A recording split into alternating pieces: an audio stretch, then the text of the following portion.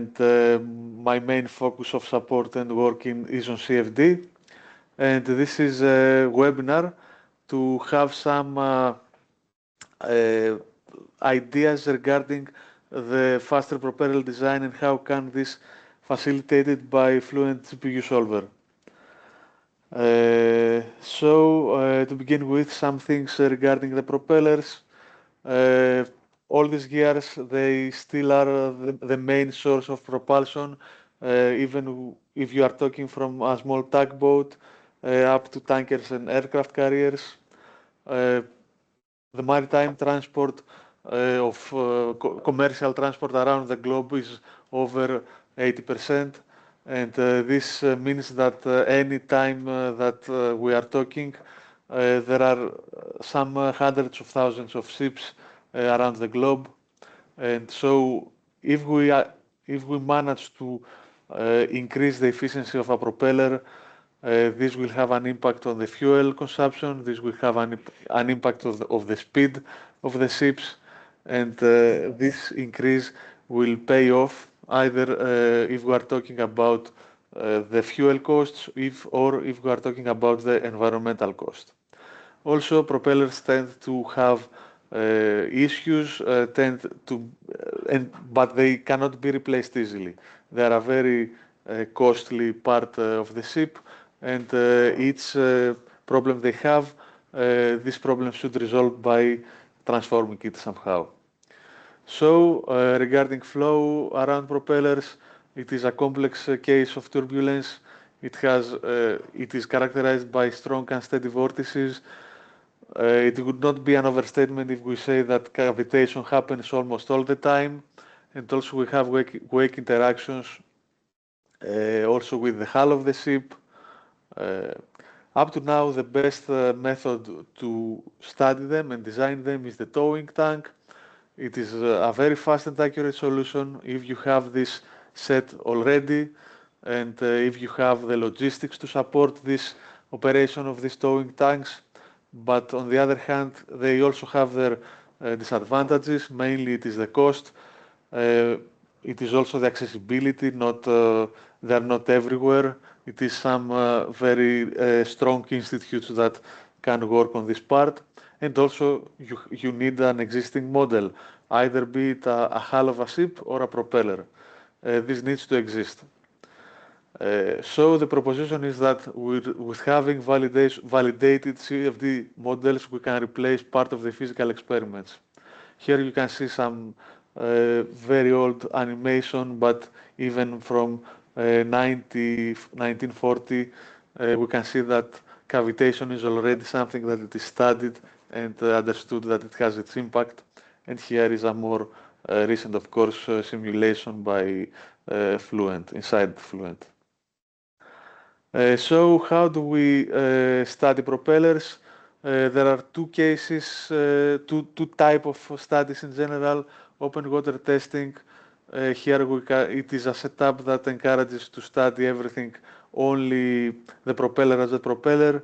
This is a counterflow that comes from here, and we study how it interacts with the propeller, and also we have the velocity and cavitation testing. This is the most realistic setup because here we can see that the flow goes from here to here. This means that we can see the flow as the ship progresses in the water, goes forward, and we can also load. We can study it either single phase, or we can load on it cavitation models in order to understand the regions of problem. Propeller modifications. We have basically, except from the cavitating operating conditions, the main issue for propellers is asymmetric loading. This means that if for any reason one blade takes a little bit more force than the other blades, this typically happens if the blade comes off the water into air. This means that this asymmetric loading will have its effect will be to bend this blade and damage it, and this needs to be bent back. Other cases is of course to have some chipped blades, and we need to, if we leave this chip here, this crack will progress more and more. So what is the solution? To trim, let's say, the propeller to give it another shape. We can solve this in generally for many years through steady and single-phase models, and this can provide a lot of insights. We will need to these CFD results are crucial because you can cut the propeller only once. You cannot cut it multiple times. So this means that you need to be sure about the torque, the efficiency, and the thrust that the new shape of the propeller will provide. Furthermore, there is an issue on the acoustics, the hydroacoustics. As we know from the submarines and the war, propeller noise, every noise in the sea travels far away. This means that this also affects marine life. So up to now, this is not regulated yet. There are some voluntary guidelines. For example, the International Maritime Organization has some guidelines. On the other hand, Ansys already provides the framework for acoustic simulation. The Fock-Williams-Hawking acoustic model is one that requires a transient solution, but it can work as an unsteady run solution. More demanding simulation is the scale resolving transient simulation that can provide the so-called computational hydroacoustics. Both methods are transient. This means that the number of iterations you need to execute as is multiple times the number of unsteady iterations simulation. This creates an issue. The flow around the propeller is highly turbulent and complex. This means that we need a lot of million cells in order to capture them efficiently. Traditional CPUs need some, let's say, days of running, but days are not something that industry can afford. Industry requires solution now, and so raw computing power is needed. Why GPUs? First of all, we have thousands of parallel cores. This means a massive speed up.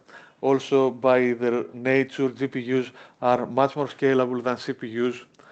For their own reasons, this means that we can achieve scalability that goes far above the scalability of CPUs. Here we can see this is our diagram. We have some realistic machine, let's say, that many of you may have in your setups. This is a workstation with a Threadripper with 12 cores. This is an Intel Xeon with 48 cores, and this is 2 GPUs and 3 GPUs. Of course, they are computational GPUs, NVIDIA RTX A6000s.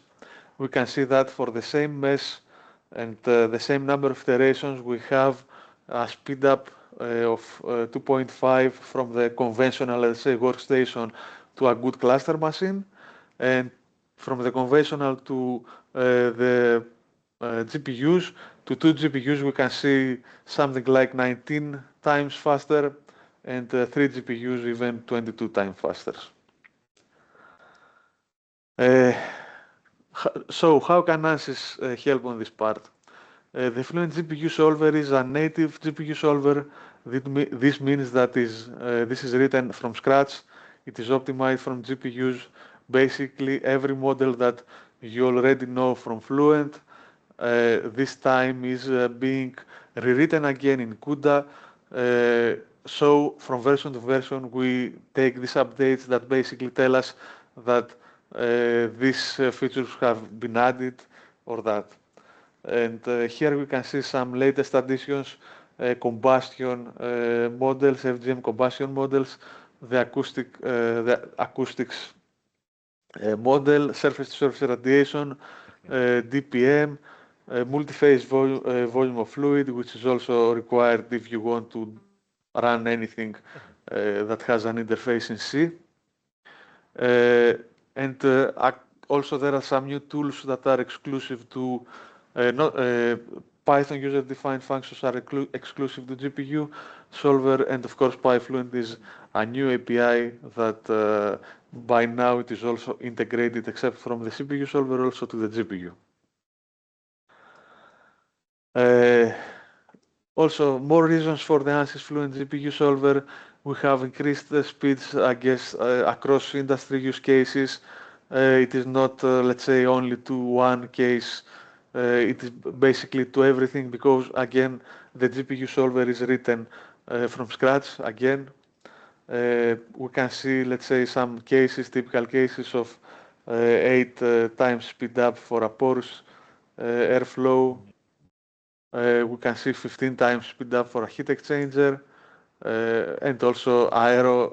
We expect, just like marine hydrodynamics, exactly the same is happening for aerodynamics for cars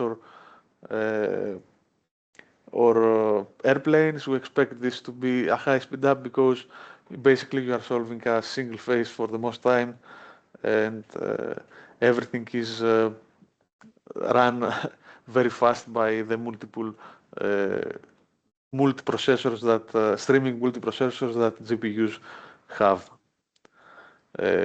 Also, here we can see more examples. Speed up also happens during a range of mesh sizes. For example, we can see 500 million cells compressor in less than 3 hours. You can see smaller cases. This is an airplane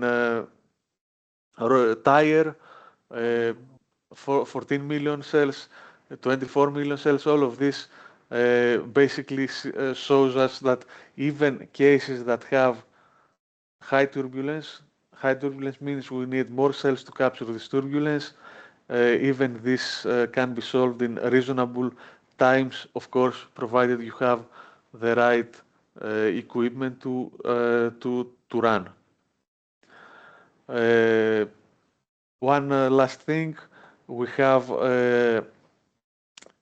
can study multiple with we can study CFD with multiple ways.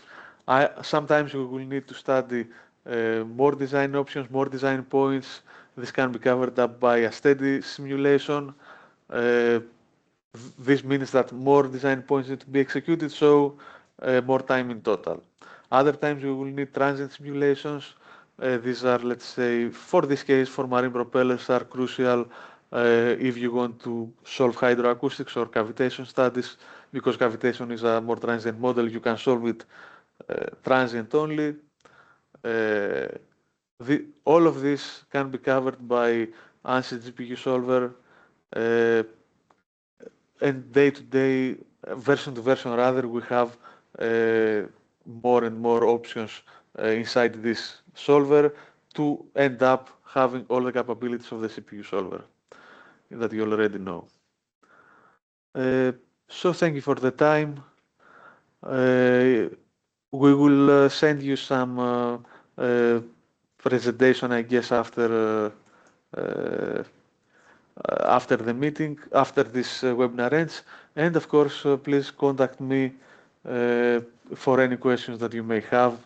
We can see this together for the technical part, for the sales part, whatever you need.